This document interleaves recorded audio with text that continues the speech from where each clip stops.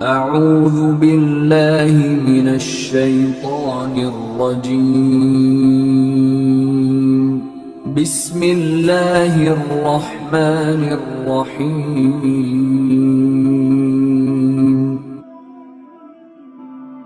دل سے اللہ تبارک و تعالیٰ کو پکار لیا نا، دل سے کسی کے ایک کے دل سے بھی نکلا اللہ، ایک دل سے اخلاص کے ساتھ نکلا، یقین کرے ایک آج کی رات اخلاص کے ساتھ کسی ایک کی بھی حاضری قبول ہو جائے گی نا، اللہ ساروں کی حاضری قبول کر لے گا۔ بات ہے قبولیت کی، قبول ہو جائے اس کی بارگاہ میں، اور اس کی بارگاہ میں قبول کیا ہوتی ہے؟ اخلاص، تڑپ، سچائی، دیانتداری کے ساتھ۔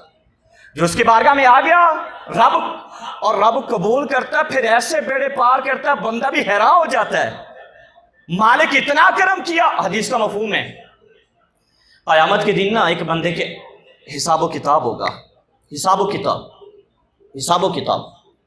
اب فرشتے حساب و کتاب لیں گے، میزان پر آئے گا اور اس کی اچھائیوں کا برائیوں کا وزن ہو جائے گا، اور اس کی جو اچھائیاں وہ کم پڑ جائیں گی، برائیاں زیادہ ہو جائیں گی، اور حکم ہوگا جہنم میں لے کے جاؤ، اور فرشتے جہنم کی طرف لے کے جا رہے ہیں تو ابھی آدھا راستہ طے نہیں کیا ہوتا، دوبارہ حکم آتا ہے نہیں راستہ بدلو، جنت کی طرف لے کے جاؤ اس کو۔ اچانک سے اسے پتا یا مجھے پہلے جہنم کا حکم ہوا، دوزخ اور اس کے خیالات میں وہ آگ کے شعلے، وہ جہنم کی تباہ کاریاں، وہ جہنم کا عذاب، وہ آگ کا جلنا، وہ سارا ذہن کے اندر ہے، اور اچانک سے جب کہا گیا نا اسے جنت لے کے جاؤ، خوشی کی انتہا ہی نہیں رہی اس کی۔ جیسے آپ میں سے کسی کوئی مدینے کی تڑپ رکھتا ہو، مدینے کی تڑپ۔ اور یہاں حدیث پاک ہے، میرے آقا کریم علیہ السلام نے حضرت اماں عائشہ الصدیقہ رضی اللہ تعالی عنہ سے آپ فرماتی ہیں کہ حضور سرور کائنات صلی اللہ تعالی علیہ وسلم فرما رہے تھے، میں نے سنا 4 راتیں اللہ تبارک و تعالیٰ کی ایسی ہیں کہ اللہ اپنی رحمت کے دروازے کھول دیتا ہے، اللہ اپنی رحمت کے دروازے کھول دیتا ہے، اور ان میں سے ایک وہ رات ہے جسے شب برات کہا جاتا ہے۔ اور اماں عائشہ فرماتی ہیں اس رات میں کیا ہوتا ہے؟ آقا کریم نے فرمایا موت کا وقت بتلا دیا جاتا ہے، روزی لکھ دی جاتی ہے، اور جن بندوں نے اللہ کی بارگاہ میں حاضری دینی ہے، جنہوں نے حج کرنا ہے، اللہ تبارک و تعالیٰ کے فرشتے ان حاجیوں کے نام بھی لکھ لیتے ہیں کہ انہوں نے مدینے کی سیر کرنی ہے، انہوں نے اللہ کی بارگاہ میں حاضری دینی ہے۔ اور آپ کی تڑپ ہو اور اچانک آپ کوشش بھی کرتے رہیں لیکن حاضری نہ ہو، اور حاضری تو اس کی ہوتی ہے نا جسے چاہا در پہ بلا لیا، اور جسے چاہا اپنا بنا لیا۔ یہ بڑے کرم کے ہے فیصلے، اور یہ بڑے نصیب کی بات ہے۔ تو ایسے آپ کو کوئی کہہ دے یار میں نا آپ کو حج کرواتا ہوں یا عمرہ کرواتا ہوں، تو آپ کی کیا کیفیت ہوگی؟ تڑپ تو پہلے ہی تھی، اور اللہ تعالیٰ نے سبب بھی بنا دیا، اور بندہ بھی کہنے لگا کہ یار چل، اور ایسے کئی واقعات ملے۔ ابھی نہیں بھائی بتا رہے تھے وہ دربان ہے، دل میں سوچتا رہا یار میں در پہ تو ہوں، کبھی آقا اندر بھی بلوائیں گے، اس کی تڑپ تھی نا، آقا کبھی مجھے اپنے پاس بھی، یار دربار پر تو میں اس کے در پر تو ہوں، دربان تو ہوں، کیا کرم ہو۔ پھر میرے آقا تو دلوں کا حال جانتے ہیں نا، محمد علی ظہوری بندہ بھی چلا رہا ہے اس کو اور لے کے بھی جا رہا ہے، اسے کہتا ہے تو پیچھے ہو جا، اس کی منظوری ہے، اس نے جانا ہے، یہ طلب ہونا پھر منظوری ہو جاتی ہے۔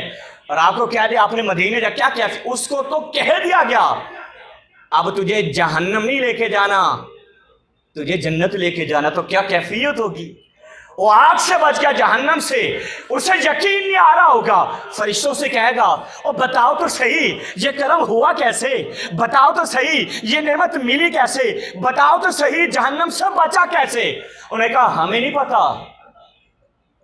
بات میں کر رہا ہوں قبولیت کی، کس کی بھائی؟ فرشتے کہیں گے ہم تو اللہ کے حکم کے پابند ہیں، جیسے رب حکم دیتا ہے ہم ویسا کرتے ہیں۔ پہلے حکم ہوا جہنم لے کے جاؤ تو ہم جہنم کی طرف چل پڑے، آپ حکم کیا اللہ نے کہ جنت کی طرف لے کے جاؤ، ہمیں نہیں پتا۔ اللہ کی بارگاہ میں عرض کر مالک ہی بتائے گا کیا ہوا۔ وہ اللہ کی بارگاہ میں عرض کرے گا مالک تو بتا، مالک تیرا کرم کیسے ہوا، مالک تیرا فضل کیسے ہوا، مالک جنت کیسے عطا کی؟ تو مالک نے جواب دیا اے میرے بندے تیری نیکیاں اتنی نہیں تھی کہ تجھے جنت عطا کر دے، بس یہ ہوا کہ ایک رات تو سویا ہوا تھا اور سوتے میں تو نے کروٹ بدلی، تیرے منہ سے نکلا اللہ، اور تیرے منہ سے کیا نکلا؟ اللہ نکلا، تیرے منہ سے سوتے میں اللہ نکلا، ہم نے قبول کر لیا تجھے جنت عطا کر دی، اس کے بدلے ہم نے قبول کر لیا تجھے کیا کر دی جی؟ جنت۔ تڑپ تھوڑی سی، اور کسی کی آنکھ سے اگر تھوڑا سا آنسو کا قطرہ گر جائے تو یقین جانے ساروں کے بیڑا پار ہے انشاءاللہ۔ ساروں ایک حاجی حج کرتا ہے، سنیں یہ میں اکثر بات بتاتا ہوں، میٹھی بڑی ہے، پیاری بڑی ہے، مجھے بتاؤ اس در کے علاوہ کوئی در ہے بھائی؟ اور اس کے علاوہ کہیں جا سکتے ہیں؟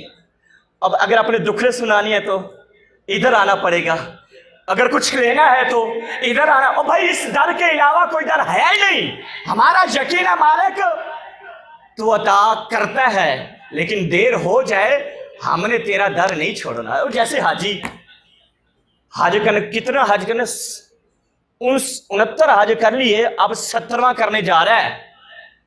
اس دفعہ کیا ہوا بھائی؟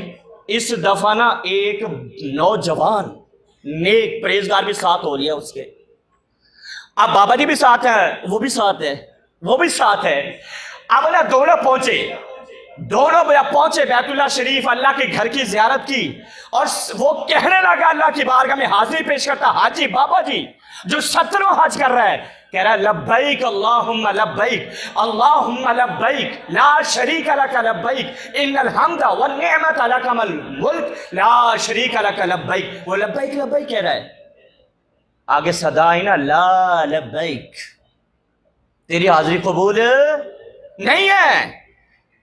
اسے یہ آواز آئی، اور اس آواز کو صرف بابا جی نے نہ سنا، ساتھ میں نوجوان بھی سن لیا، اور رو کے کہنا بابا جی آپ نے سنا کیا بیٹا؟ آپ نے لبیک کہا تو آواز آئی ہے لا لبیک۔ ان کا رونے لگ پڑے، بزرگ رونے لگ پڑے، بیٹا میں تو 70 سال ہو گئے یہی آواز سن رہا ہوں، لا لبیک، میری حاضری قبول۔ نوجوان حیران ہو گیا، حیران کہ بابا جی 70واں سال 70ویں بار حج کرنے کے لیے آ گئے، اور لا لبیک کی صدائیں گونج رہی ہیں اور آپ کو سنائی دے رہی ہیں، اس کے باوجود بھی یہاں آ رہے ہو، اس کے باوجود بھی آپ نے حج کرنا چھوڑا نہیں، اللہ کا در چھوڑا نہیں، کیوں؟ تو یہی بابا جی نے کہا نوجوان سے، اے میرے بیٹے تو مجھے بتا، اور وہ لا لبیک کہتا ہے میں پھر بھی آتا ہوں، مجھے بتا اس در کے علاوہ کوئی در ہے جہاں میں جا کر دعا کروں، جہاں میں جاؤں اپنے گناہ رکھوں؟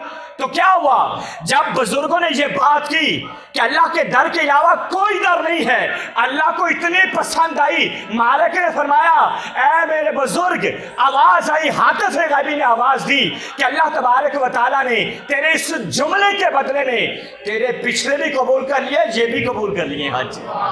اور یہ بات نہیں ہے، اس کے علاوہ جتنے حاجی اس دفعہ حج کرنے کے لیے آئے ہیں، اللہ نے تیرے صدقے ساروں کا حج قبول کر لیا ہے، تیرے صدقے۔